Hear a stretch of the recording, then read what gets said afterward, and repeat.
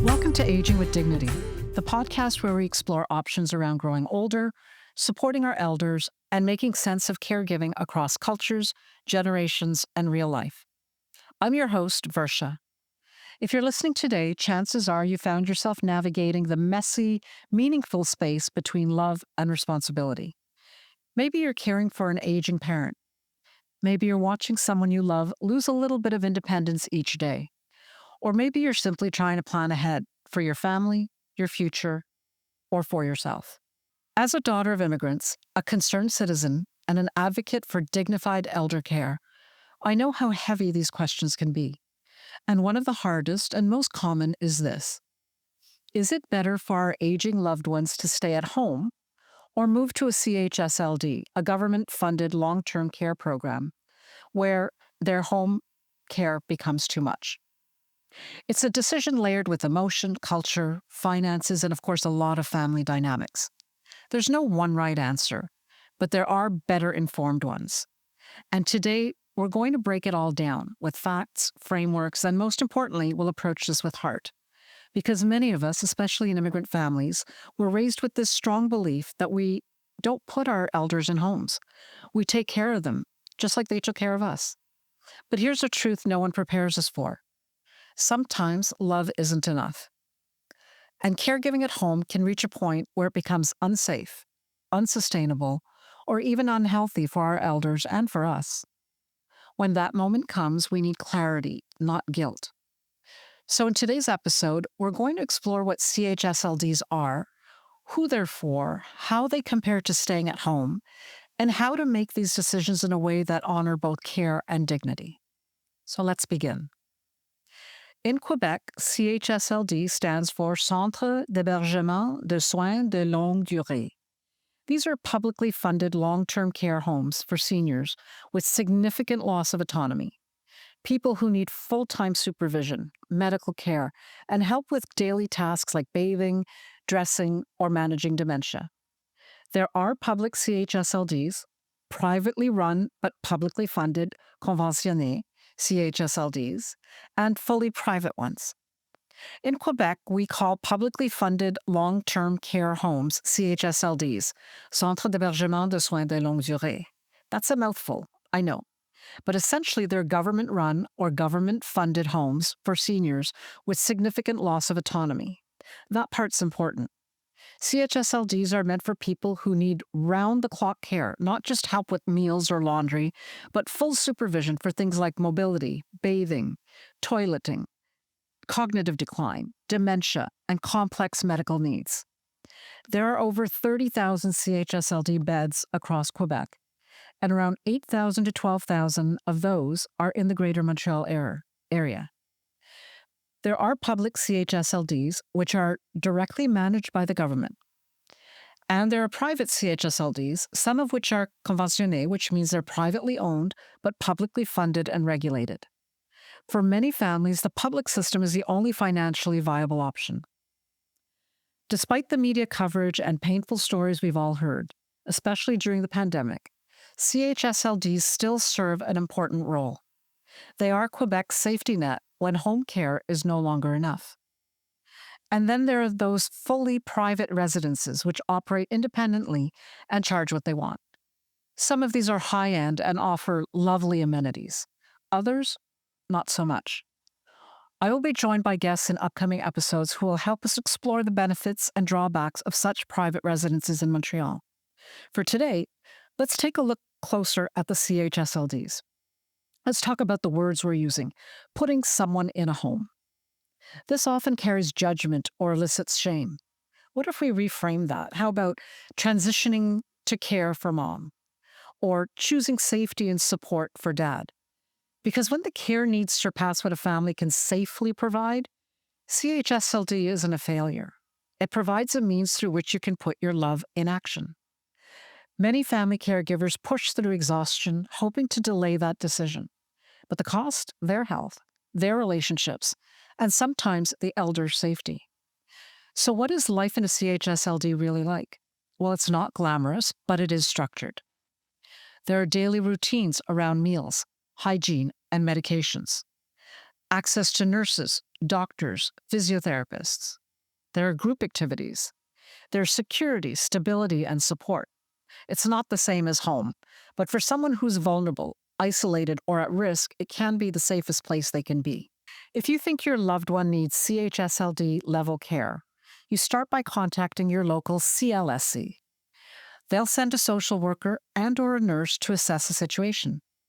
They'll look at your parents' health, cognition, ability to perform daily tasks like bathing or taking medication, and your caregiving situation. They'll make a recommendation on your behalf. If you want specific conditions like a CHSLD close to home or one that is culturally appropriate, you can certainly make those requests, but here's the reality. You might not get your first choice. Sometimes, especially if the situation is urgent, a bed opens up in a facility far from your neighborhood, and you have to decide quickly whether to accept or wait. Placement in a CHSLD is really based on urgency, not convenience or geography. You can always ask to transfer later, but saying no too many times could delay everything. And if you decline a spot more than once, you may actually lose your priority. That's why planning matters. For many of our parents, we are, of course, concerned if they don't speak French. Many CHSLDs are Francophone, but there are English-speaking or bilingual options. A few that are well known include the Donald Berman Maimonides Geriatric Center, the Jewish Elder Care Center, St. Margaret's Residential Center, and there are a few smaller homes in NDG, West Island, and Lachine. These are often under the CIUS Montreal West or West Island networks. There are also culturally aligned homes that cater to clients who need service in Chinese, Italian, Greek, or Armenian. You also have the right to request care in English, but again, beds are limited, so planning ahead is key. So what about the cost? CHSLDs are heavily subsidized by RAMQ. The resident pays a monthly fee based on income, with a maximum of about $2,200 a month, and for many it's less. That covers room, meals, nursing care, laundry, really the works. Compare that to private home care, which can easily run $30 to $40 an hour, or $4,000 to $6,000 a month, or tens of thousands of dollars per month if daily or overnight care is needed. There are also tax credits and subsidies available for your home care, depending on your income and situation. CHSLD often isn't a choice between luxury and compromise. It's the only realistic option when private care is out of reach. So now let's get to the big question. Is it better to keep our parents at home instead of putting them in a CHSLD? The honest answer is it depends. If thinking of staying at home, consider things like, is your parent at least semi-autonomous and safe with limited help? Can you or other family members provide consistent care? Is the home accessible and safe, meaning there's no stairs and there's adapted bathrooms? Can you afford to supplement CLSC help with private care? Does your parent thrive in familiar surroundings? However, there are situations where your parent would be safer, more comfortable, and getting the required care. Consider, do they need 24/7 supervision? Does your loved one have aggressive dementia, prone to wandering or falling? Are the family caregivers burned out or unavailable? Has your elderly loved one had multiple ER visits or hospital stays? Is your situation medically complex, frequent wound care, incontinence, feeding tubes? The choice is yours, really. No one will force this on you unless, of course, there's a threat of abuse. Making this choice is not about failure. Choosing a CHSLD can be an act of love, too, especially when safety and dignity are at risk. Applying for the CHSLD room, as I mentioned earlier, will be initiated by our CLSC or CIUS social worker. In the Aging with Dignity toolkit, I've included a checklist of documents for you to start to gather for this process, along with other templates and resource links. These tools will help you prepare for the CLSC assessment, document your care needs clearly, and help you make informed choices, whether that means staying at home longer or transitioning to a CHSLD. By the way, CHSLD transitions are not all or nothing. Sometimes full CHSLD placement isn't immediately needed, so there are other options. You might want to explore short-term placement for respite stays to give caregivers a break, day programs with structured support without overnight care, or private seniors residences with CLSE support for seniors needing some help but not full supervision. These can help buy you time as you decide on longer-term solutions and can help reduce burnout or even delay the CHSLD placement. I know this isn't an easy conversation. It's emotional, it's personal, and no matter how much we prepare, these decisions can still feel like a kind of loss. And yes, CHSLDs have had their challenges: staffing issues, infrastructure gaps, heartbreaking failures. But they also represent a system of care that many elders rely on to live safely, with medical support in dignity.